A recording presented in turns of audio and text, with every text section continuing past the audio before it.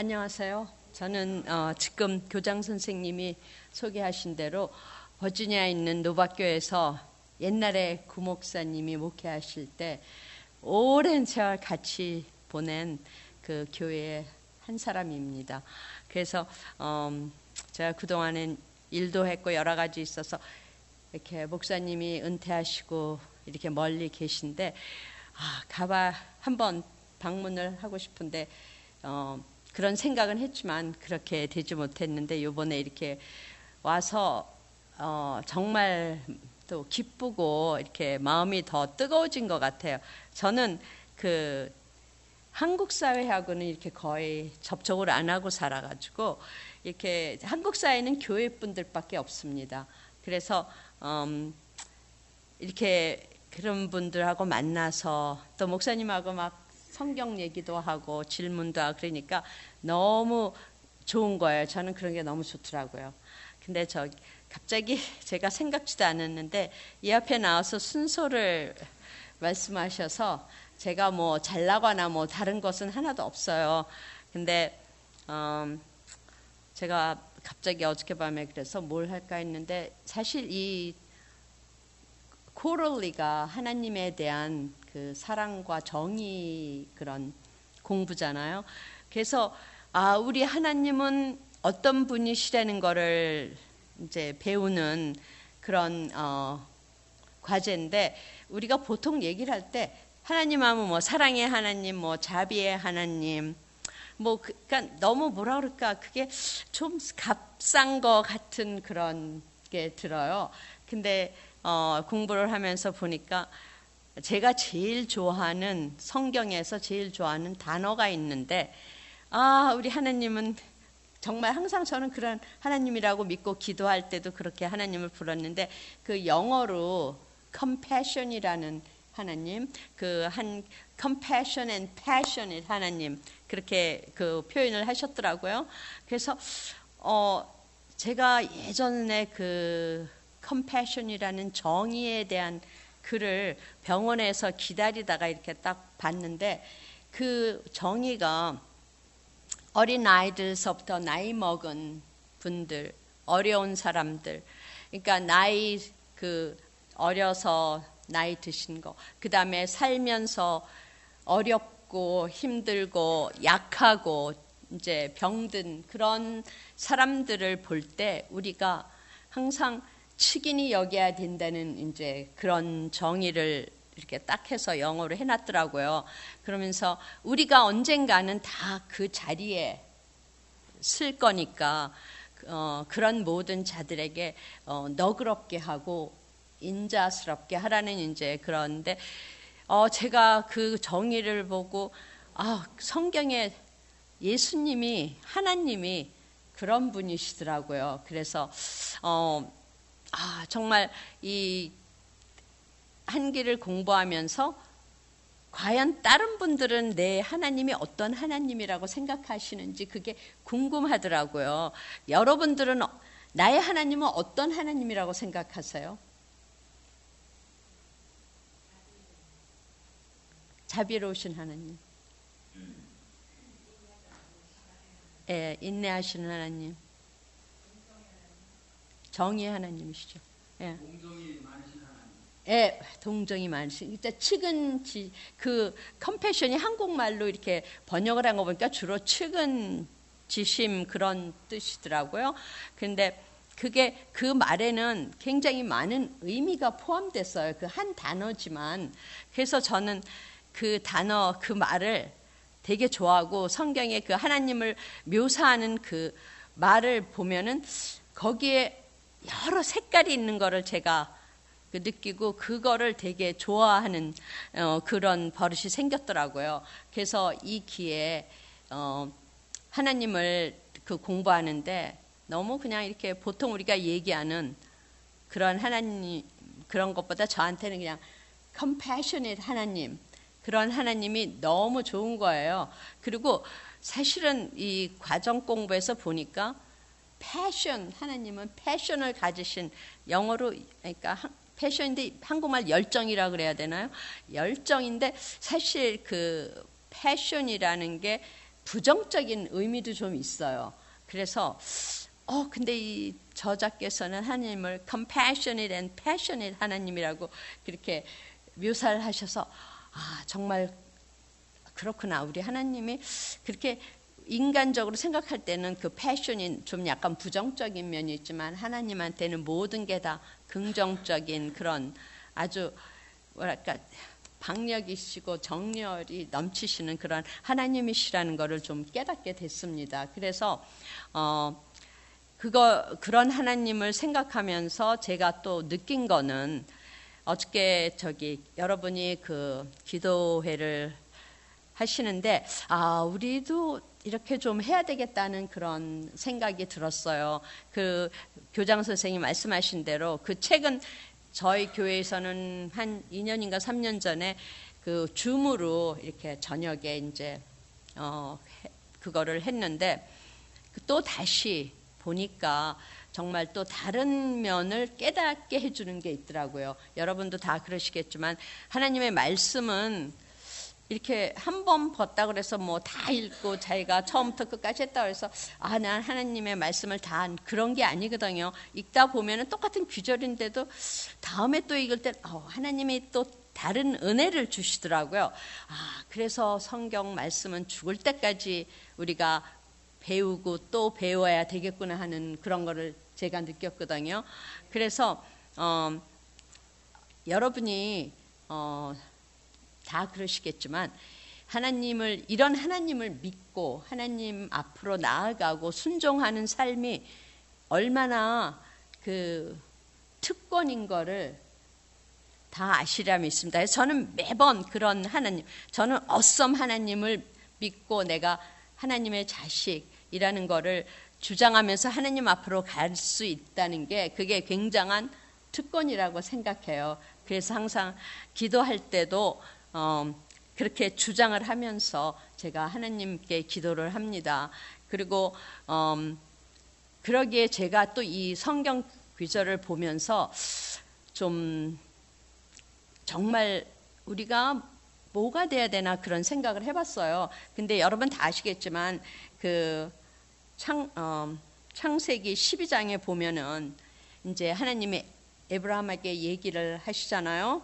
그러면서 너를 아주 큰 나라로 great nation으로 만들어주고 많은 사람들이 다 네 앞으로 모이게 하는데 제가 그거 2절에서 맨날 그걸 읽었는데도 그거를 제가 은혜를 못 받았는데 언젠가 한번 보니까 이게 있어요. 네가 복이 blessing이 다른 나라와 모든 사람에게 그런 복이 되게 해주신다 그렇게 하셨어요. 그래서 그래서 에브라함의 자손은 셀 수도 없고 수없이 많고 그 에브라함을 축복하면 그들도 다 축복을 받고 그러니까는 에브라함 그 자체가 모든 자에게 축복이라는 그런 제가 은혜를 받았어요. 그래서 가만히 생각을 하니까 그러면 우리는 뭐가 돼야 되나? 그러니까 저는 그래서 하나님 저는 믿음도 약하고 맨날 넘어집니다. 그래서 에브라함 같은 그렇게 뭐 이렇게 남에게 복이 되고 나라에 복이 되는 그런 저기는 아니지만 어떻게 하나님을 믿는데 내가 하나님에 대한 걸 어떻게 반영을 하는 삶을 살아야 되나 그런 생각을 하는데 이제 제가 그 어드벤티스트 리뷰나 이런 책자에서 보니까 그 하나님의 그 사랑을 반영하고 하나님의 그 빛을 그 진리를 반영하는 자가 돼야 된다 이제 그런 글귀를 읽었어요. 근데 제가 뭐 성경도 많이 아는 것도 아니고 그렇지만 그래서 뭐 남한테 뭐 가리키고 그러진 못하지만은 신약에 보면 제가 그 기절을 잊어버렸는데 하나님은 우리 예수님은 컴패션한 하나님이라고 하셨으니까 항상 그 측은지심을 갖고 그 다음에 항상 겸손하고 그 다음에 그 믿음으로 순종하는 예수님이 십자가에서 돌아가실 죽음까지 순종하신 그런 믿음, 순종 그리고 항상 온유하고 그러니까 남한테 이렇게 부드럽고 친절하게, 그리고 인내하고, 그 다음에 그러니까 디스플린 된, 그러니까 훈련된, 믿음으로 훈련된 그런 삶을 살면서 하나님을 나타내야 되는 게 아닌가 하고, 저는 그 말씀을 보고 제가 그렇게 느꼈어요. 내가 많이 부족하지만, 매일매일 넘어지지만 또 하나님 앞에 나갈 수 있는 특권을 주셨으니까 하나님께 다 용서하고 내려놓고, 제가 그렇게 될 수 있도록 저를 예수님 안에서 완전히 변화시켜 달라고 기도를 한 지가 좀 오래됐는데, 그래도 맨날 넘어집니다. 넘어져서 맨날 하나님 앞에 가서 회개를 할 수밖에 없어요. 근데 어저께인가 저게 하는데 몇 가지 중에 즉흥적으로 하는 게 용서, 하나님이 즉석에서 우리가 기도하면 응답하는 게 용서라고 어저께 기도에서 말씀들을 하시더라고요. 그래서 정말이구나. 그래서 저나 여러분이 그런 정말 어썸 하나님, 정말 우리 인간의 말로는 표현할 수 없는 그런 하나님을 믿고 그 은혜를 붙잡고 하나님 앞으로 가까이 나아가니까, 우리가 에브라임 같이 모든 나라나 사람에게 복을 주지는 못하지만 그 삶 속에서 우리 주님의 모습을 반영하는 그런 삶을 살면서 그렇게 사랑을 나누고 또 하나님 앞으로 그 인도할 수 있는 저나 여러분이 됐으면 좋겠습니다. 감사합니다. 네.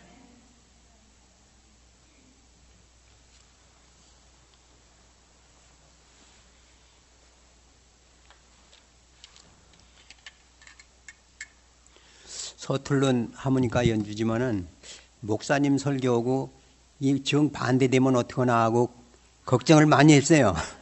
그런데 오늘 아침에 와서 순사지 보니까 이 제목이 제가 부르려는 그 연주하려는 이 찬묘 같아요. 그래서 하나님께 감사했고요.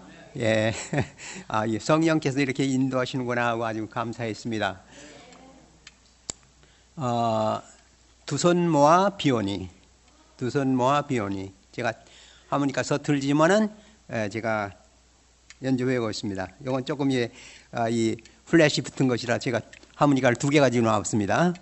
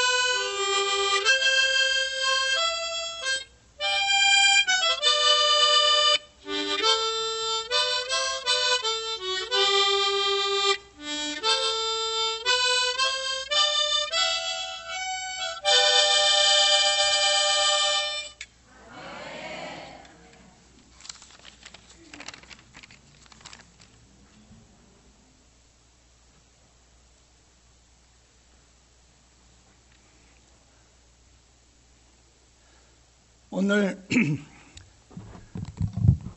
노년의 기도와 찬송이라는 제목으로 우리 함께 하나님의 말씀으로 은혜 받고자 생각합니다. 노년의 기도와 찬송.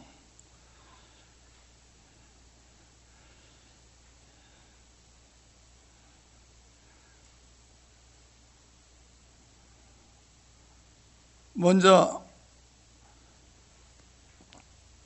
시편 71편 9절 18절 표준 세번역에 있는 말씀 우리 함께 읽어볼까요? 시작. 내가 늙더라도 나를 내치지 마시고 내가 쇠약하더라도 나를 버리지 마십시오. 내가 이제 늙어서 머리카락에 희끗희끗 인생의 서리가 내렸어도 하나님 나를 버리지 마십시오. 누가 한 기도예요? 다윗이 한 기도입니다. 근데 이 기도가 오늘 우리의 기도가 돼야 할까요? 그렇게 이 기도가 내 기도가 됐으면 좋겠다고 생각하시는 분 아멘. 큰 소리요. 아멘. 이게 표준 세번역이라 아주 내가 이제 늙어서 머리카락에 희끗희끗 인생에 뭐가 내렸어도 서리가 내렸어도 하나님 나를 버리지 마십시오. 이제 백발이 된다 이 말이에요. 우리 김성철 목사님처럼 말입니다.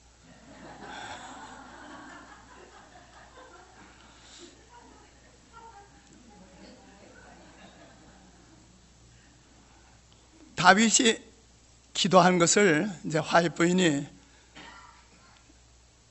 기록하셨어요. 나는 다윗이 늙어서 자기를 버리지 말라고 주님께 간구할 때 무엇 때문에 그렇게 간곡한 기도를 드리게 되었는지를 보았다. 그는 주변의 노인들이 대부분 행복하지 못한 것과 특히 나이가 더해감에 따라 불행한 품성의 특성들이 더해감을 보았다. 다윗이 보았다는 거예요. 다윗은 젊은 나이에서 지금 이것을 보는 거예요. 그러니까 오늘 노년의 기도와 찬송이라고 하지만은 오늘 여기 앉아있는 우리 젊은 분들에게도 오늘 말씀이 필요한 말씀일까요? 예. 다윗이 보니까 주변의 노인들이 대부분 행복하지 못하다. 또 나이가 더해감에 따라 이 불행한 그렇게 바람직하지 못한 품성의 특성들이 더 이렇게 더해감을 보았다는 거예요. 다윗은 어떤 사람들의 생애가 활기왕성한 장년기에는 의로웠지만 나이가 듦에 따라 그들의 자제력을 잃어버리는 것처럼 보이는 일을 목격했다. 사탄이 들어와서 그들의 마음을 지배함으로 그들을 불안하고 불만스럽게 만들었다. 그는 나이 든 많은 사람들이 하나님께 버림을 당하고 원수들의 조롱과 비난거리가 되는 것을 보았다. 그러니까 다윗이 하나님 앞에 간절히 기도할 수밖에 없는 기도가 뭐예요? 하나님, 제가 나이가 들어가면 늙어가면서 저 버리지 마세요. 저를 떠나지 마세요. 그렇게 기도하는 거예요. 다윗은 큰 충격을 받고 그가 나이를 먹어야 할 때를 바라보고 낙담하였다. 그는 하나님께서 그를 버리시고 그가 목격해온 다른 노인들처럼 그도 불행해지고 주님의 원수들의 조롱거리로 남게 되지는 않을까 두려워하였다. 이런 부담을 안고 그는 열렬하게 기도를 드렸다. 오늘 본문의 기도처럼 말입니다. 그러니까 이제 하나님의 약속이 있어요. 하나님의 약속이 이사야 46장 4절, 우리 큰 소리로 다 같이 읽읍시다. 시작. 너희가 늙을 때까지 내가 너희를 안고 다니고 너희가 백발이 될 때까지 내가 너희를 품고 다니겠다. 내가 너희를 지었으니 내가 너희를 품고 다니겠고 안고 다니겠고 또 구원하여 주겠다. 아멘. 할렐루야. 하나님께서 이렇게 확실하게 약속해 주셨잖아요. 어제 저녁 예배 시간에 우리 김성철 목사님께서 창조주 하나님께서 인간을 지으신 것에 대해서 은혜스럽게 말씀을 해 주셨어요. 하나님께서 지으셨어요. 하나님께서 우리를 이 땅에 나게 하셨습니다. 하나님께서 뭐라고 하시겠어요? 내가 너희를 안겠다. 안고 다니겠다. 품고 다니겠다. 너희를 구원해내겠다. 감사죠? 그러면서 화이트부인은 정언보감에 말씀하시기를 열렬하게 쉬지 말고 기도하고 기도하라. 그러나 찬송하기를 잊지 말라. 우리는 마음과 심령과 음성을 합하여 여호와의 인자하심과 인생에게 행하신 기이한 일을 인하여 하나님을 찬송하는 것이 마땅하지 않겠는가? 그래서 우리 노인들은 노년 때를 위해서 열렬하게 하나님께 기도하고 기도하면서 또 뭐도 하라고요? 찬송하라는 거예요. 찬송.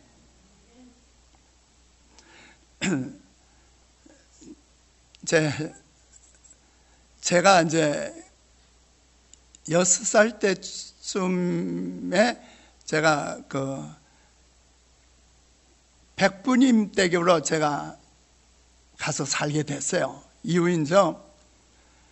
저희 조부님이 아주 오래전에, 그러니까 우리 한국 재림교회 시작쯤 아주 초창기에 문서 전도를 하셨어요. 그래서 문서 전도사로 이제 부양료까지 받으시는 그런 교육자셨는데 네 아들이 있었어요. 근데 저는 저희 아버님은 이제 둘째인데 여러분들 잘 아시죠? 우리나라 민요 노들강변을 작곡한 자예요. 작곡한 분이에요. 예능으로는 문호월인데 이제 본명은 문윤옥이에요. 근데 내 자녀 이제 아들들이 있었는데 아무도 교회 나오는 사람이 없어요. 근데 저희 조부님은, 제가 이제 6살 때쯤 이제 가게 된 거는 백부님 댁에는 손이 없었어요. 그런데 저의 형제는 5남매가 있었거든요. 그러니까 큰아버지가 자꾸 이제 제가 둘째니까 형은 이제 놔두고 둘째 영석이 우리 집으로 보내라. 당신의 양자로 하겠다는 거예요. 그래서 이제 제가 이제 큰아버지 댁에 가니까 거기에 할아버지가 계셔요. 그런데 할아버지가 늘 부르는 찬송이 있었는데 그 찬송이 제가 이제 기억하게 되는 거예요. 기억했어요. 이 세상은 요란하나. 우리 한번 불러볼까요? 이 세상은 요란하나. 이 세상은 요란하나 내 마음이 항상 편하다. 구주의 뜻 준행하면 참 기쁜 복 내 것일세.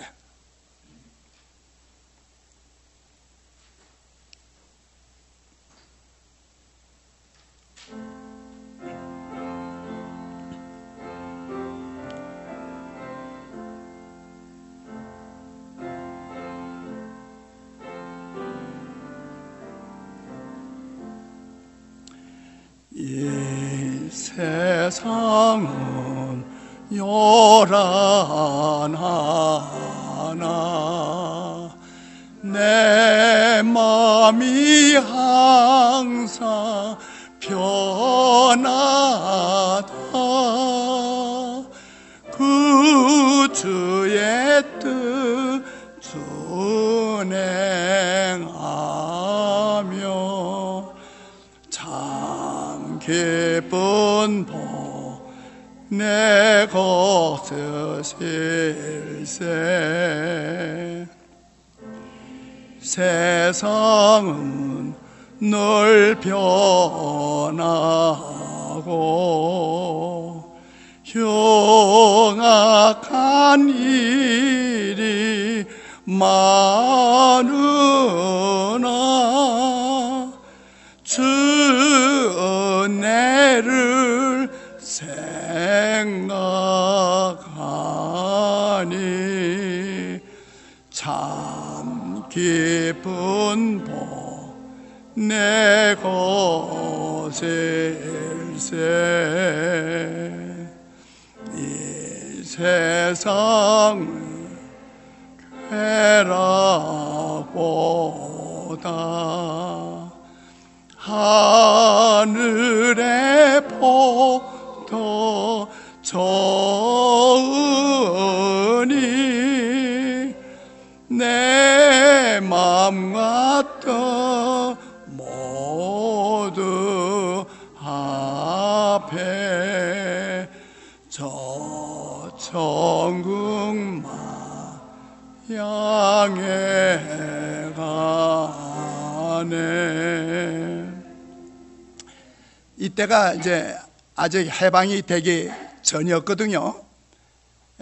그랬는데 일제 참 치하에서 참 그런 어려운 상황 속에서 늘 할아버지가 이 찬송을 부르는 것이 제 어린 때 제 마음에 이제 기억이 되는 거예요.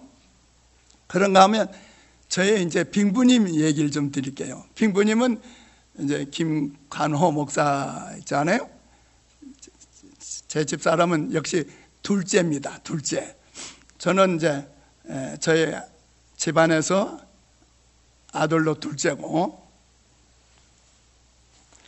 그런데 이제 이분의 생신이 공교롭게 또 1월 1일이에요. 그러니까 이제 정초고 이제 생신 때면 이제 자녀손들이 모이잖아요. 그러면 이제 하나님께 예배를 드리는데 늘 참미를 택하시는 참미가 이 참미예요. 무슨 참미라고요? 내가 지금 사는 것. 우리 또 불러봅시다.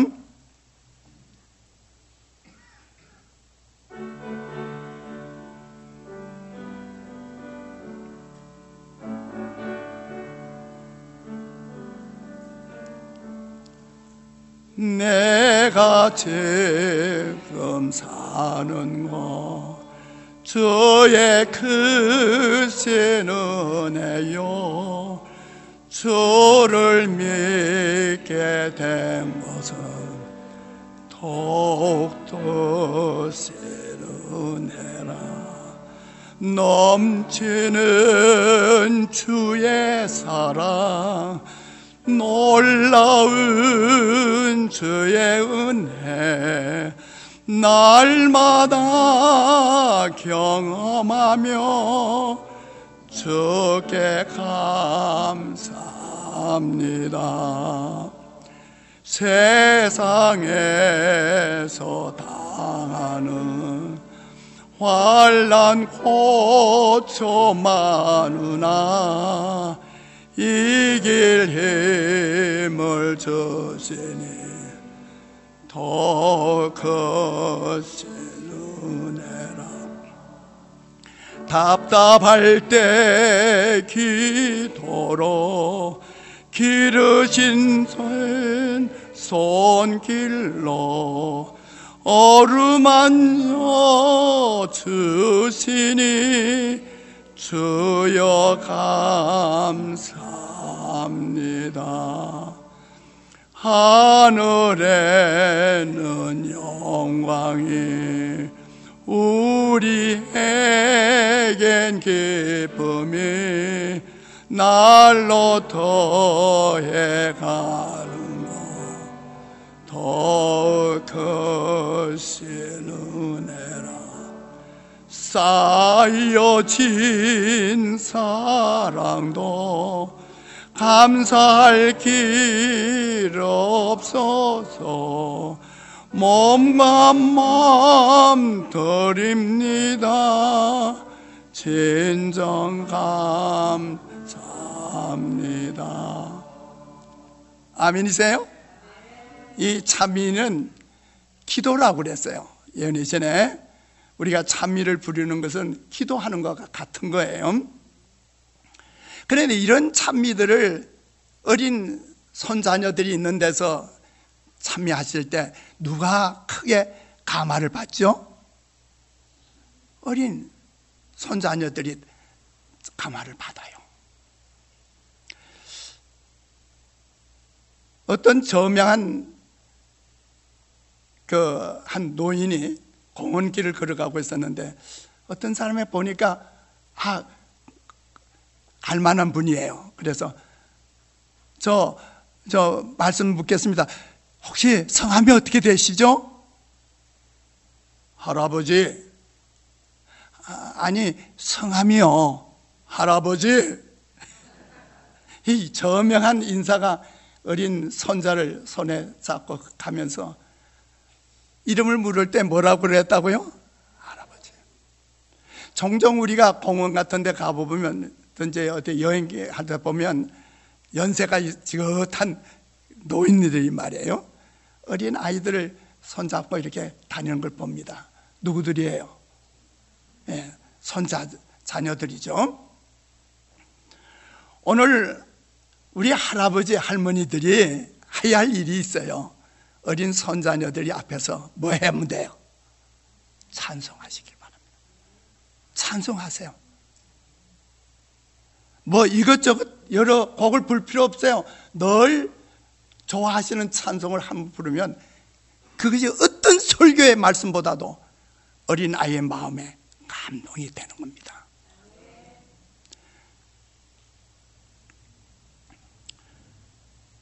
시편 92편 13절 14절에 보면 다 같이 읽읍시다. 시작. 여호와의 집에 심겼으며 우리 하나님의 궁정에서 흥왕하리로다. 늙어도 결실하며 진액이 풍족하고 빛이 청청하여. 이 오후의 햇빛은 아침의 햇빛보다도 열매를 무르익게 하고 생산력을 풍부하게 해준다. 그 햇살은 서산에 넘어가기 이전까지 그 범위와 강도에 있어서 계속 증가할 뿐이다. 가려 뽑은 기별 2권에 화이분께서 하신 말씀이에요. 햇살이 언제 햇살이 더 열매를 잘 익게 한다고요? 오후에 햇살이 오전의 햇살보다 열매를 더 잘 익히게 한다. 저는 저녁 노을을 보기를 좋아합니다. 사람의 일생에서 노년기는 결실을 거두는 풍성한 시기가 될 수 있습니다. 은퇴 이후가 생산적인 시간들이 될 수도 있습니다. 의인의 노년이 행복하고 생산적이라는 사실은 하나님의 은혜와 축복에 의한 것이죠. 어떤 사람은 그렇게 말하죠. 은퇴가 뭐냐? 리타일이다. 바퀴를 새로 바꾸는 거다. 저도 이제 자동차를 보고 가는데 가만히 보니까 이제 타이어를 갈 때가 됐어요. 그럼 뭐 하죠? 새 타이어를 가는 게 리타이어. 저는 42년간의 목회를 하고 68세 나이로 은퇴를 했어요. 근데 은퇴하기 아마 두세 달 전인가 봐요. 고 이영림 목사님으로부터 나성 삼육대학을 위한 봉사 요청에 대한 편지 한 통을 받게 되었어요. 그때로부터 2008년으로부터 오늘에 이르기까지 저희 부부가 17년간 나성 삼육대학을 위해서 봉사하고 있습니다.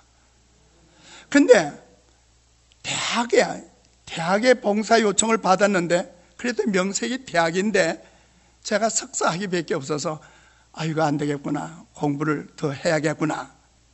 그래서 4년간 수학과 논문으로 몇 세예요?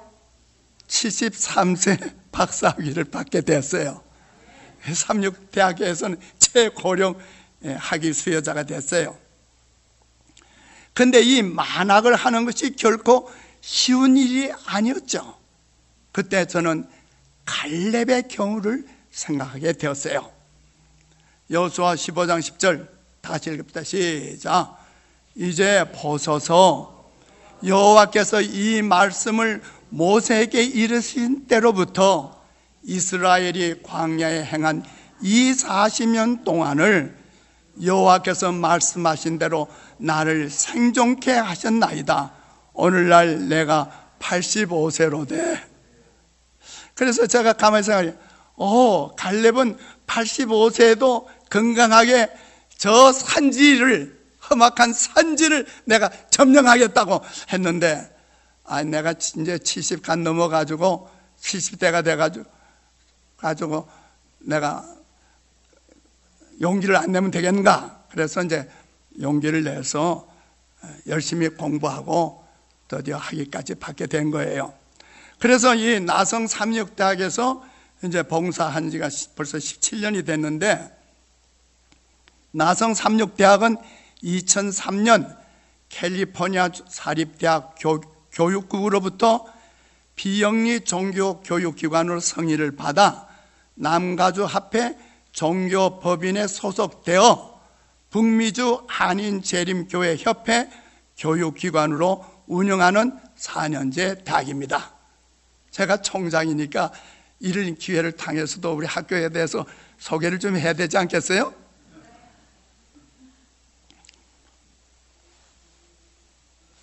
이 북미주에서 한 10분의 교수님들과 한국의 10분의 개건 교수들이 평신도를 위한 신학교육을 실시해서 그동안 북미주에서 67명에게 학위를 수여했고, 중국에서 7년간 교육 선교를 했어요. 그래서 중국에서 27명, 또 한국에서 분교가 있습니다. 한국에서 43명에게 신학사 학위를 수여했어요. 이거는 우리 북미주에서 제5회 학위 수여식의 사진입니다. 근데 중국에서는 7년간 중국 청년들을 위해서 교육을 했습니다. 참 제가 그곳에 가서, 그곳에 저뿐만 아니라 그 교수님들이 미안합니다. 교수님들이 가서 강의하면서 도리어 감동을 받아요. 얼마나 이 젊은 청년들이 열심인지 몰라요. 그러자 중국에서는 종교 법안이 통과됐는데, 종교 법안이 어떤 법안이 통과되었는가? 교회마다 모든 십자가상을 다 헐어내라. 교회 안에 그려진 십자가 다 치워라. 그게 바로 종교 법안으로 통과해요. 그 다음에 두 번째는 뭐냐면 17세 이하의 청소년들은 교회 가는 걸 금한다. 몇 세 이하예요? 17세 이하. 그 다음에 모든 선교사를 다 추방시켰습니다. 그래서 7년간 나성 삼육대학이 그 중국에서 교육 선교를 실시했지만은 그 후로 가지 못합니다. 문이 닫힌 거예요. 그런데 그래서 이 졸업식을 할 수 없이 중국에서 할 수 없어서 그 졸업생들을 전부 필리핀에 있는 우리 천면 선교사 훈련 본부로 오게 해가지고 필리핀에서 학위 수여식을 가졌습니다. 이제 한국에서는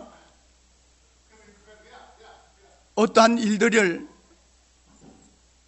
이루었는지를 교육 선교의 장면을 좀 보여드리려고 하는데, 오디오가 나옵니까?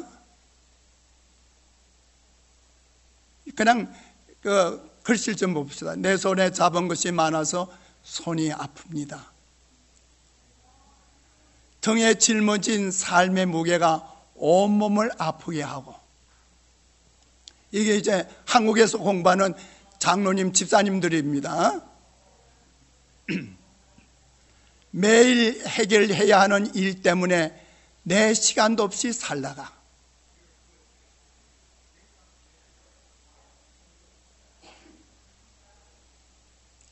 평생 바쁘게 걸어왔으니 다리도 아픕니다.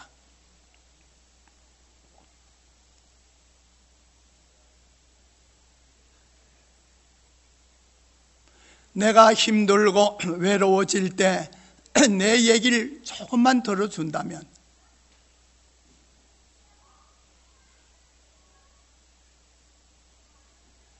어느 날 갑자기 세월의 한복판에 덩그러니 혼자 있진 않겠죠.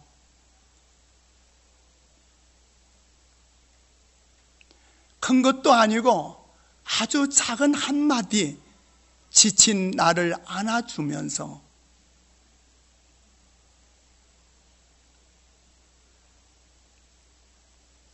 사랑한다, 정말 사랑한다는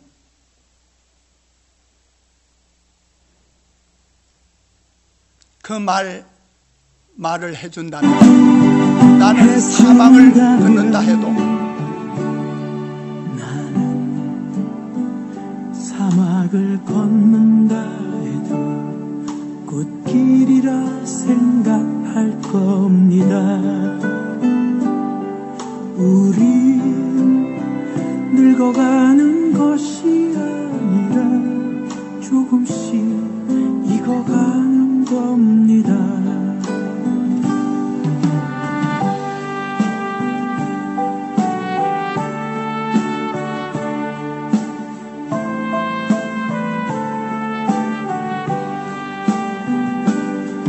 내가 힘들고 외로워질 때 내 얘기 조금만 들어준다면 어느 날 갑자기 세월의 한복판에 덩그러니 혼자 있진 않겠죠. 큰 것도 아니고 아주 작은 한마디, 지친 나를 안아주면서 사랑한다, 정말 사랑한다는 그 말 해준다면 나는 사막을 걷는다 해도 꽃길이라 생각할 겁니다. 우린 늙어가는 것이 아니라 조금씩 익어가는 겁니다. 우린 늙어가는 것이 아니라 조금씩 익어가는 겁니다. 저 높은 곳에 참 이 한국에서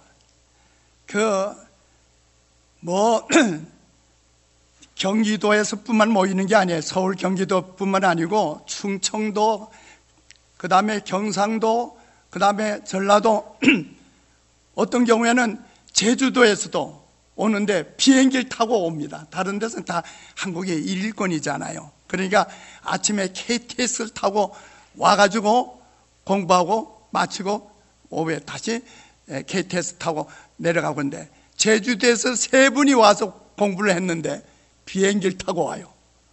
그렇게 열성적으로 참 평신도 장로님, 집사님들이 공부하는 모습을 보았습니다. 미가서 6장 4절에 보면 다 같이 읽읍시다. 내가 너를 애굽 땅에서 인도하여 내어 종노릇 하는 집에서 속량하였고 모세와 아론과 미리암을 보내어 네 앞에 행하게 하였느니라. 그들이 바로에게 말할 때 모세는 몇 살이었다고요? 80세였고 아론은 83세였어요.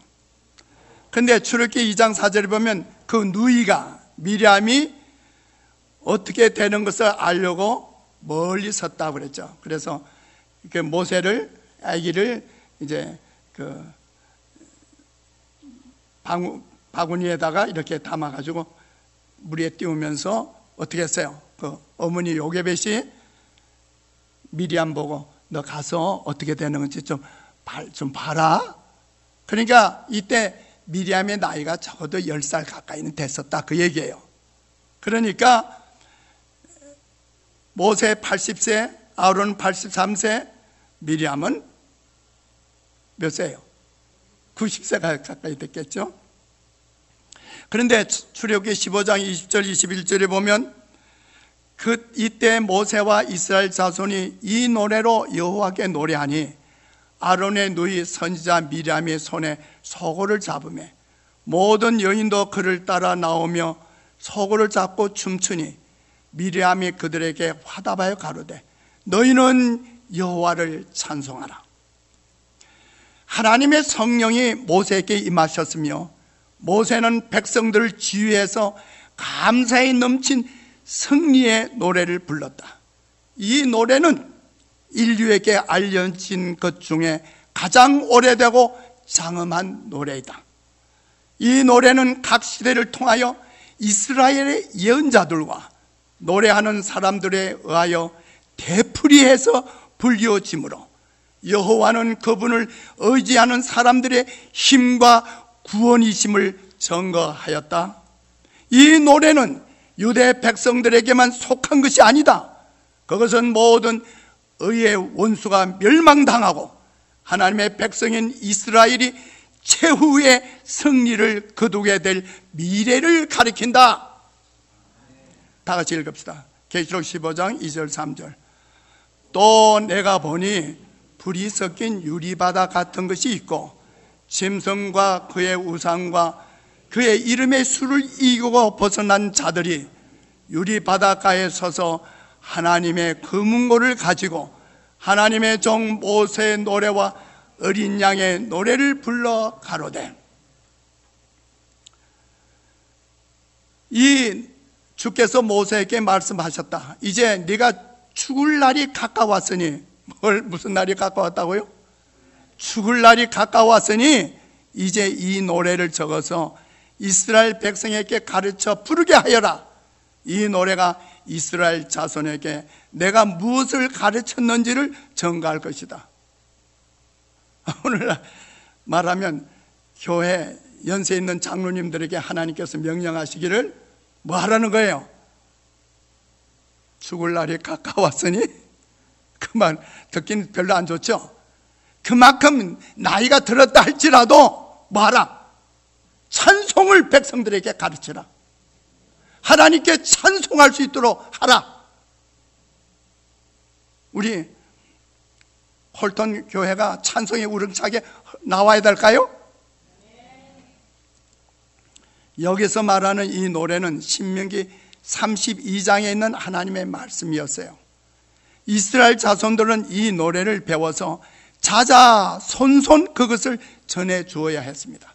그렇게 해서 이 노래가 그들의 기억에 생생히 남아 모세가 모세가 제시했던 고상한 원칙들에 그들을 묶어 맬 것이었다고 했습니다. 하나님께서 당신의 백성을 상관해 오신 이야기는 자주 반복되어야 한다. 그들이 지난 역사를 잊지 않도록 하기 위하여 모세를 명하사 그 사건들을 노래의 가사로 만들게 하시고 부모들은 자녀들에게 그것을 가르치게 하였다. 오늘 우리가 찬미 부를 때 좀 가사를 좀 잘 생각하시면서 명상하면서 찬미를 불러야 되겠어요. 이스라엘의 구원의 노래의 편만한 정신은 하나님을 사랑하고 경외하는 모든 사람들의 마음속에 살아있어야 할 정신이다.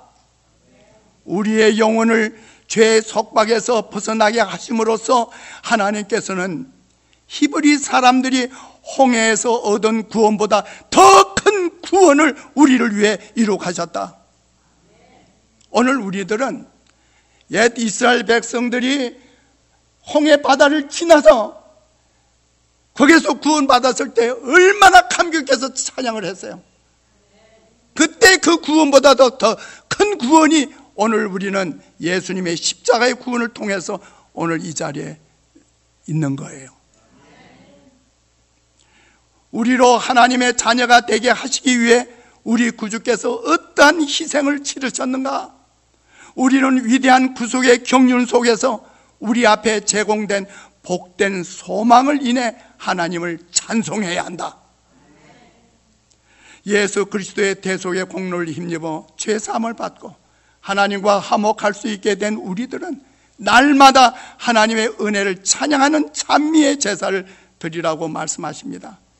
우리는 히브리 백성들 같이 마음과 뜻과 목소리를 다하여 인생에게 행하신 그분의 귀한 일을 인하여 여호와를 찬양해야 한다. 하나님의 크신 은혜를 늘 생각하며 그분의 작은 선물에도 무관심하지 않는 사람들은 기쁨의 띠를 띠고 마음으로 여호와를 찬양할 것이다. 이사야 43장 21절에 보면 이 백성은 내가 나를 위해 지었나니 뭘 부르게 하리라 하심이라고? 나의 찬송을 부르게 하려 하십니다. 하나님께서 우리를 지으셨다고 어제 저녁에 김성철 목사님도 말씀하셨는데 뭐 하기 위해서요? 하나님께 찬송 드리기 위해서 지음을 받았다. 에베소 1장 6절 14절에 보면 사도 바울도 그 은혜의 영광을 찬미하게 하려 하십니다. 하늘과 땅의 창조주이신 우리 하나님께서는 찬송을 드리는 자가 나를 영화롭게 한다고 말씀하셨다. 온 하늘은 하나님을 찬양하는 일에 연합한다. 천사들이 노래하는 대열에 속할 때 우리는 그 노래를 부를 수 있도록 지금 곧 천사의 노래를 배우도록 하자. 이제 우리 오래전에서 천사들과 함께 하나님께 영광을 돌릴 거예요. 찬송할 거예요. 그때를 위해서 지금 뭐 하자고요? 지금 우리가 찬송을 배워야 돼요. 거룩한 생에 있어서 계속적인 성장과 계속적인 발전이 있어야 한다. 우리가 나이가 들어간다고 해서 사도 바울처럼 내 겉사람은 점점 쇠약해지지만은 후패하지만은 내 속사람은 날로 새롭도다. 야곱이 본 사닥다리로서 그 밑이 땅에 닿았고 그 꼭대기가 하늘에 닿아있다. 그대들은 오르고 또 올라서 영원한 왕국에 닿을 때까지 계속 이 다리를 올라가야 한다. 우리 멈추면 안 돼요. 우리가 이미 얻었다 함도 아니요 이미 이루었다 함도 아니라 주님께서 주신 그 표대를 향해 오늘도 달려간다고 하신 사도 바울의 신앙의 경험이 오늘 우리의 경험이 돼야 하지 않겠습니까? 우리 야곱 하면 이 찬송이 생각나죠? 내 주께 가까이 나아가는 길.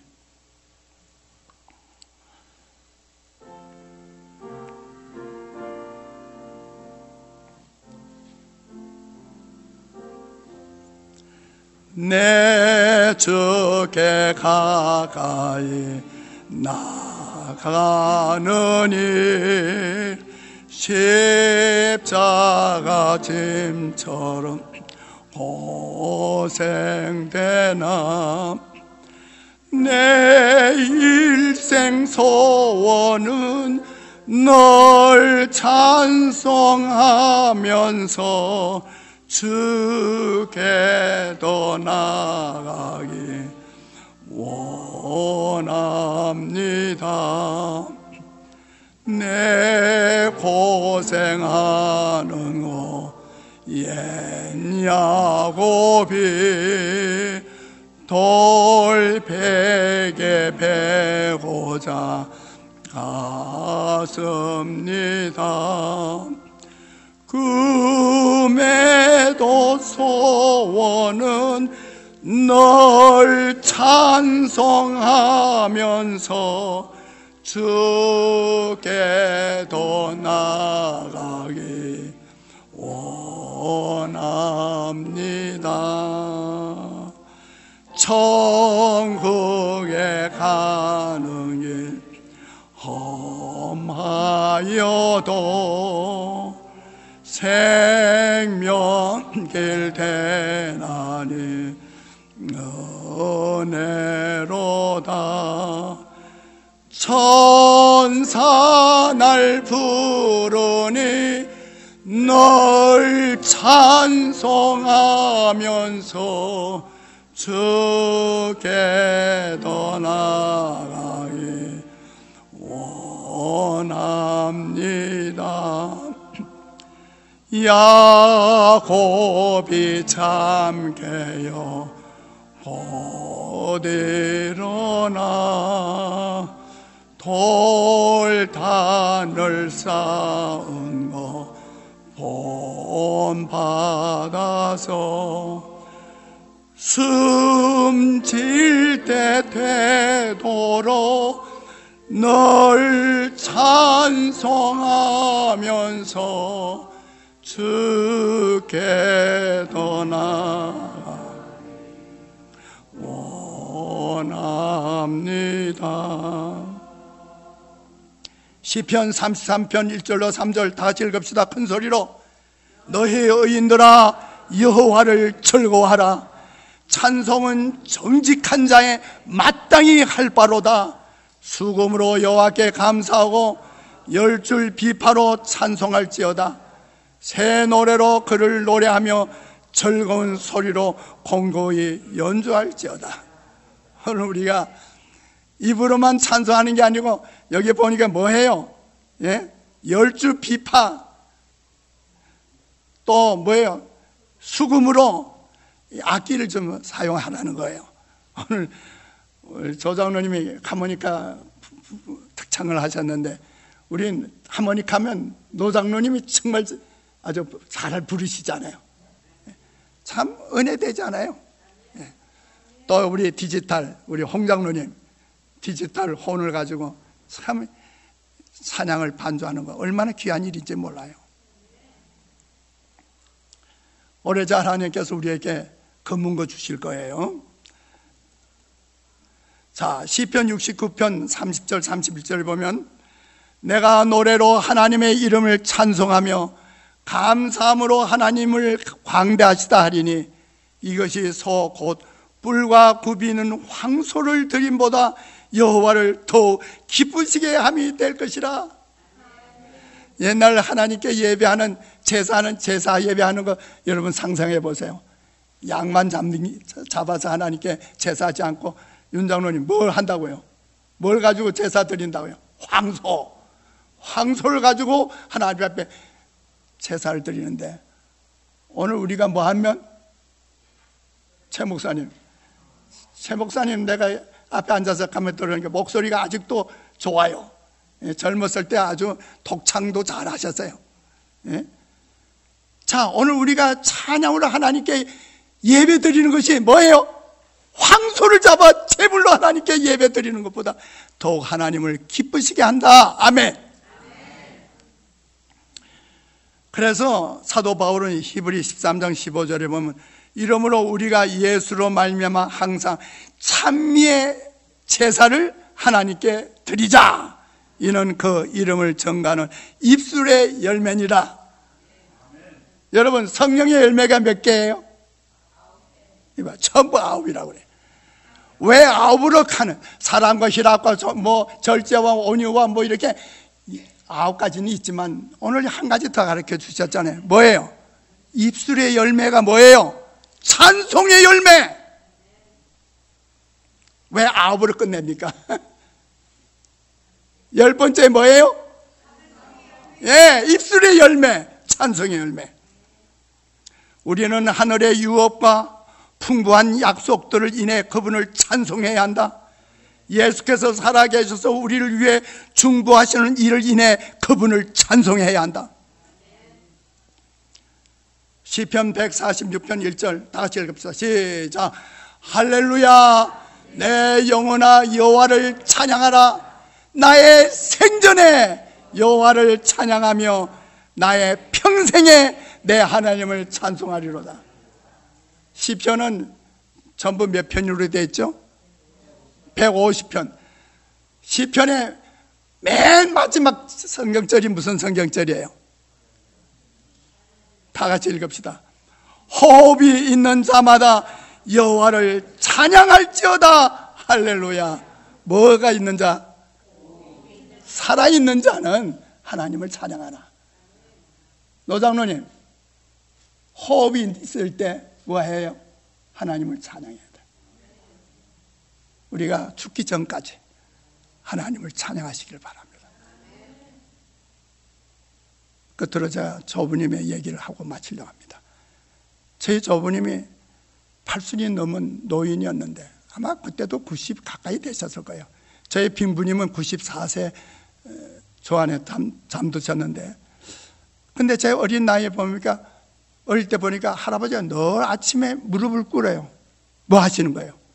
기도하는 거예요. 그러면 할머니가 옆에서 여보 그렇게 불편하게 쭈그리고 이렇게 엎드려서 자꾸 오래 있지 말고 바로 누워요, 바로 누워요 그래요. 어느 날 할머니가 할아버지를 그런데 할아버지가 뭐냐, 나 하나님께 아뢰할 말이 많아. 그때 자녀들은 아무도 교회 나오지 않았다 그랬잖아요. 내가 하나님께 아뢰할 말이 많아. 그 할아버지가 무슨 기도할 게 많아 했겠어요. 자녀손들을 위해서. 어느 날 여보 바로 누우세요 하고 바로 누자 숨을 거두셨어요. 기도하시면서 숨을 거두셨는데, 할아버지가 생존했을 때 아무도 자녀손들의 교회 나오는 사람은 없었는데, 그 이후에 백부님이 교회에 나오셨고 백모님이 교회에 나오셨고 제 삼촌들도 교회 나오고 제 사촌들도 교회에 이제 있고, 저 시애틀 중앙교회 가면 문인석 장로가 있어요. 제 사촌 동생입니다. 이와 같이 바로 할아버지가 하나님 앞에 기도드렸던 그 기도를 하나님은 응답하신 거예요. 오늘 우리 연로하신 우리 성도님들 뭘 위해서 기도할까요? 우리 자녀손들을 위해서 끊임없이 기도하시길 바랍니다. 감사합니다.